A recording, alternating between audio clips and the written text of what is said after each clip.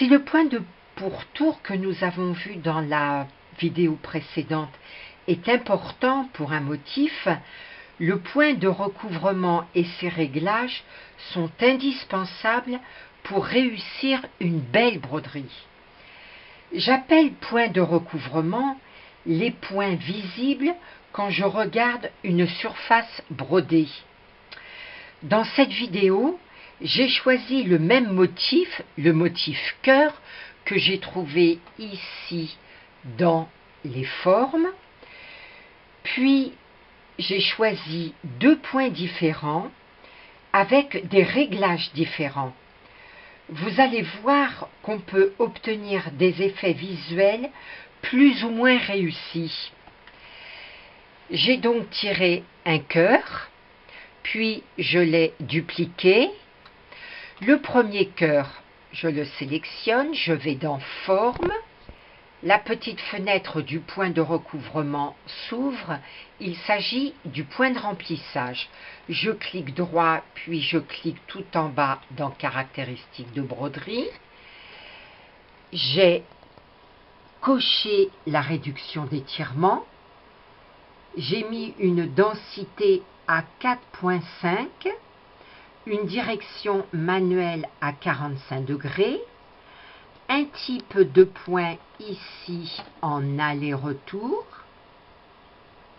et en type de tracé fait main, j'ai coché ici la première petite miniature, longueur de pas 4 mm.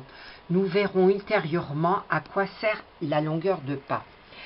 Pour le deuxième cœur, ici, je suis toujours en point de remplissage. J'ai gardé ici la réduction d'étirement, une densité moyenne pour la réduction d'étirement, une densité de 4,5 mm comme le premier cœur, puis par contre une direction automatique avec un demi-point. C'est-à-dire, voyez, quand je me mets ici sur demi-point, vous voyez que le point se brode en éventail en faisant un demi-point, c'est-à-dire il tire un point, il revient sur le demi-point, puis il repart en hauteur et il tire un point en entier. Ici, le troisième cœur, j'ai toujours le point de remplissage. Par contre, j'ai enlevé la réduction d'étirement, j'ai gardé la même densité, la même direction, le même type de point ici en aller-retour et le même type de tracé fait main. Enfin, dans la dernière rangée, j'ai pris ici, pour ce quatrième cœur, en haut, le point de plumetis. Dans la broderie des parties, j'ai gardé l'étirement, une densité moyenne pour la sous-couche, une densité de 4,5, une direction manuelle de 45 degrés et le même type de tracé fait main. Dans le deuxième, ici, cœur en plumetis, j'ai gardé la réduction d'étirement. Par contre, je me suis mis ici en direction automatique en demi-point. Et enfin, dans le dernier cœur, je reste toujours en plumetis. Je n'ai pas de réduction d'étirement. J'ai une densité de 4,5, une direction manuelle de 90 degrés avec ici en tracé fait main la première petite icône. Quand vous regardez les 6 cœurs, vous pouvez dire qu'ils sont plutôt corrects. Celui-ci présente une broderie en éventail. Le premier et le troisième ont l'air plutôt corrects au niveau de la broderie.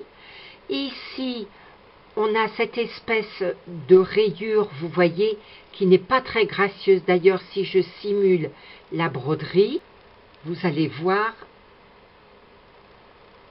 qu'il se brode en une seule fois, mais avec cette espèce de ligne ici que je ne trouve pas spécialement jolie.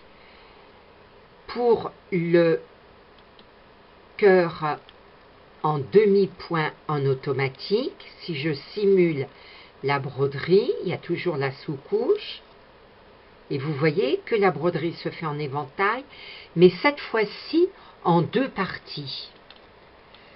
Pour le troisième cœur en plumetis, si je simule la broderie, il n'y a pas de sous-couche, mais cette fois-ci, le cœur s'est brodé en une seule fois.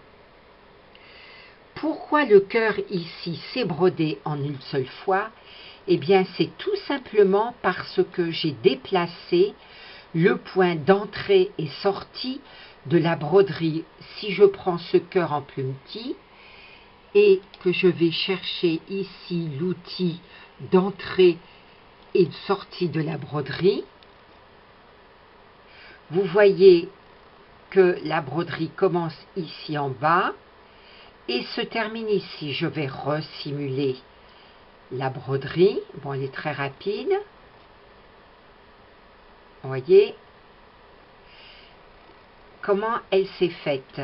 Par contre, ici, j'ai changé le point d'entrée et de sortie. Si je resélectionne ici, la broderie commence ici et se termine ici. Je resimule la broderie et vous voyez qu'elle s'est faite en une seule fois. Dans la vidéo qui va suivre, vous allez voir comment la brodeuse a brodé les points de recouvrement que j'ai choisis pour les cœurs, c'est-à-dire le point de remplissage et le point de plumetis.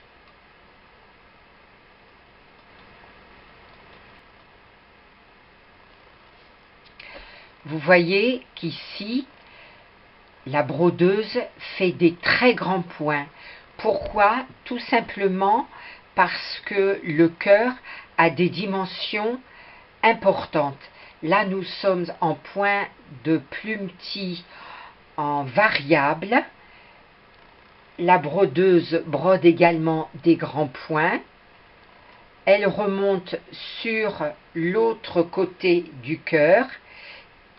Elle brode donc le cœur en deux fois. Là, ici, par contre, j'ai choisi de broder des cœurs aux dimensions diminuées, mais vous voyez que malgré tout, la brodeuse fait des grands points. Maintenant, j'ai choisi de broder des petits cœurs. Ici, c'est une faible densité à 3,5 points au millimètre. Vous voyez que la broderie n'est pas très dense. Le cœur a été brodé en deux fois. Par contre, ici, j'ai changé les points d'entrée et de sortie. La brodeuse va broder le point plumetis en une seule fois. Et cette fois-ci, elle brode de façon continue. La densité est plus importante, j'ai choisi 6 points au millimètre. Cette fois-ci, par contre, il n'y a pas de sous-couche.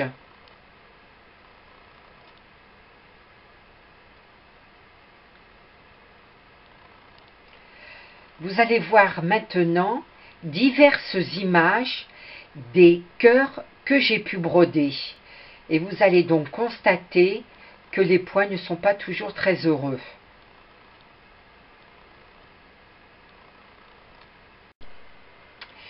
Voici le premier cœur qui a été brodé en point de remplissage avec une sous-couche moyenne, une densité de 4,5 dans une direction constante, c'est-à-dire que les points ont été brodés tous dans le même sens. J'ai également coché la petite icône du point aller-retour. Vous savez, le point comme ça qui se présentait en S. Le deuxième cœur n'est pas beau du tout. D'ailleurs, j'ai interrompu la broderie quand je me suis rendu compte que le tissu commençait à gondoler. Il s'agit d'une broderie en point variable. Je crois que ça s'appelle point automatique dans la version 10. Le cœur s'est brodé en 2 fois. Là, c'est pareil, j'ai interrompu la broderie quand j'ai vu une augmentation ici de plis. Il y a un trou ici parce que la broderie s'est faite en éventail. La brodeuse a piqué ici à partir du creux. Il y avait également une sous-couche pour ce second cœur. Par contre, les mêmes paramètres avec la même longueur de point. Donc voilà ici le trou. Ici, vous avez le troisième cœur qui a également été brodé en point de remplissage avec une densité un petit peu plus élevée, je crois. Par contre, vous voyez que les 2 hauteurs des lobes du cœur ne sont plus du tout à la même hauteur. C'est normal, le cœur a été déformé du fait que le tissu a plissé. Ici, vous avez le point de plumetis. La machine donc a fait des très grands points. La broderie a ralenti, vous avez pu le voir précédemment. C'est pareil, j'avais mis une sous-couche avec une densité de 4,5, donc une sous-couche. J'ai interrompu également la broderie parce qu'elle n'était pas très jolie. Ici, vous avez le même point de remplissage, mais cette fois-ci en automatique, c'est-à-dire que la broderie s'est faite en éventail. Pareil, la brodeuse a piqué au même endroit lorsqu'il s'est agi de faire les grands points ici pour couvrir la surface du cœur. Là également, le cœur s'est brodé en 2 fois. Vous voyez que les fils sont lâches, ça n'est pas joli non plus. Enfin, dans cette broderie, elle aurait pu être belle, si je puis dire. J'avais mis une orientation à 90 degrés, sans sous-couche. Par contre, une faible densité. Vous voyez que le cœur n'est pas réussi non plus. J'avais modifié les dimensions du cœur. J'avais gardé les mêmes paramètres que pour les grands cœurs. Vous voyez que les broderies sont peut-être un petit peu plus jolies. Là, il y a toujours le même problème, à savoir un trou qui s'est fait au creux du cœur. L'image est un petit peu floutée, je m'en excuse. Ici, vous avez les 2 cœurs qui sont en point de remplissage. Je crois qu'il y a une densité, celle-ci doit être un petit peu plus dense, donc 2 densités différentes. Toujours pareil avec la sous-couche et le tissu a commencé également à gondoler. Le cœur ici n'est pas du tout à la même hauteur que celui-ci. Je vous montre ici le revers du tissu que j'ai utilisé pour faire les échantillons de cœur. J'ai pris un non tissé assez épais, bien que mon tissu soit lui de densité correcte. Vous retrouverez dans les dossiers du forum des brodeuses addictes un dossier très complet qui présente les différents non tissés, les hydrosolubles qu'il faut utiliser pour broder aussi bien les cotons épais que les cotons fins, que le lin, que la gaze de lin ou la gaze de coton ou l'éponge.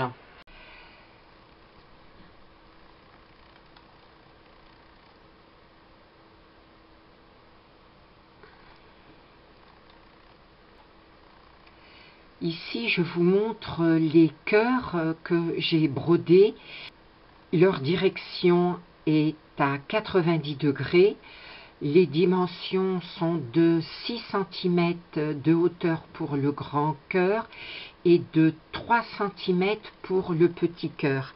Enfin, pour le tout petit ici en bas, les dimensions sont de 2 cm sur 2 cm. Et celui-ci est en point de plumetis alors que les autres sont en point de remplissage. Vous voyez que la broderie est plutôt réussie.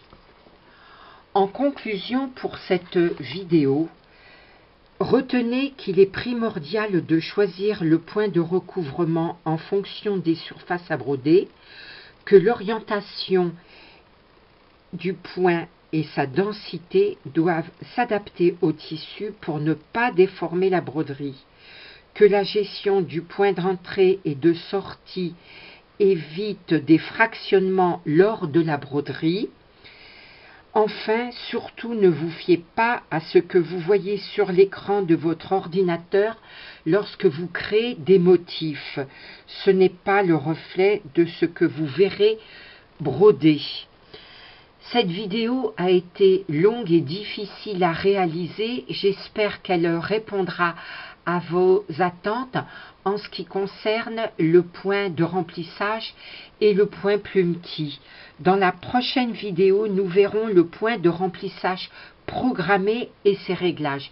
Bien sûr, je reste à votre disposition pour toutes vos questions complémentaires concernant cette vidéo. À bientôt et merci de votre attention.